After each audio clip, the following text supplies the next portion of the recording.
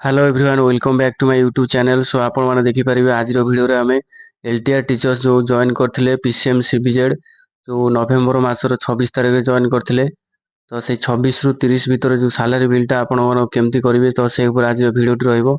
तो जो माने माने सैलरी बिल करि नाहंती तो आपण माने देखंतु। तो आपण माने 5 दिन और देखंतु 26 रु 30 जो रहउची से डेट भीतर आपनकर सैलरी बिलटा आपण केमती करिवे देखि पारथिबे। एटा सैलरी बिल रहिची। Name of the employee post रहिबो एचआरएमएस आईडी एठी रहिबो। एठी आपनकर पे देखि पारथिबे रहिबो माने आपनकर ग्रॉस जेति रहथिबो ग्रॉस पर आपनकर पर डे हिसाब रे आपनकर फ्रैक्शन एटा आइ बाहरिबो। देखंतु आपनकर 5900 रहउची। तो एठी डीए आपनकर होउची 58% वर्तमान अछि। डीए देखन 3422। तो 5 दिन रा आपनको डीए जो मिलिबो आपनकर 58% जोडा होउची 3422 आ ग्रॉस टोटल हे जाउची 9322 हे जाउची। तो एटी प्रोफेशनल टैक्स टा एटा होची कटिबो नै। गोटे गोटे डिस्ट्रिक्ट रे काटुची गोटे गोटे डिस्ट्रिक्ट रे काटुन। तो एटी आपनकर जेतु जीआईएस जति प्राण आ जीआईएस ए सब किछि खोला हि नथिबो ताले एटा सब कटिबो नै। तो एटी जगतसिंहपुर डिस्ट्रिक्ट रे प्राण खोला हेनी हमर जीआईएस ओपन हेनी तो सेति पय एटी आपनकर देखि परथिबे सेति पय एटी कटि नै। तो एचआर भी मध्य एटी कटि नै डिडक्ट हेनी एचआर। एचआर टा भी मिलि नै एटी जीरो देखंतु एचआर एटी रहिछि केवल ओनली डीए रहिछि आ पे होउची 5900।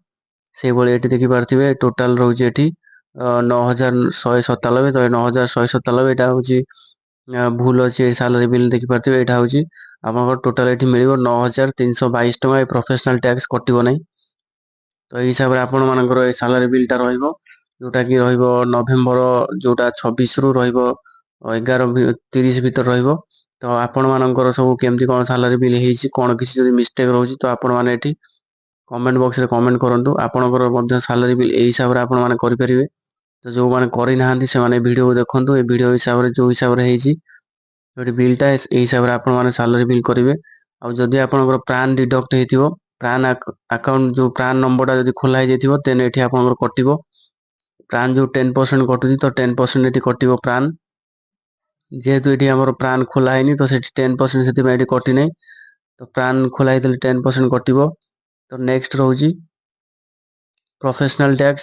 प्रोफेशनल टैक्स भी आपनकर 200 टका कटुची। तो एठी जेहेतु कम पैसा रहिछि प्रोफेशनल टैक्स 125 टका डिडक्ट हबनी। तो आपनकर जदि प्रोफेशनल टैक्स सेटा डिपेंड करछि आपनकर डिस्ट्रिक्ट एजुकेशन ऑफिसर रु कोन आसुची। तो जदि से कहिबे काटिया पय तले आपण माने एठी काटिकी एटा बिल करिवे प्रोफेशनल टैक्स। सो जो माने ऑलरेडी पाई सारछन्ती आपण माने कमेंट बॉक्स रे कमेंट करंतु केउ माने सब सैलरी पाई सारलेनी ऑलरेडी नवेम्बर मासरो डिसेंबर मासर। तो आपण माने कमेंट बॉक्स रे कमेंट करंतु। आ जदि किछि मिस्टेक रहउची तो मधे सेटा मधे आपण माने कमेंट बॉक्स रे कमेंट करि जणांतु। So thank you for watching this video.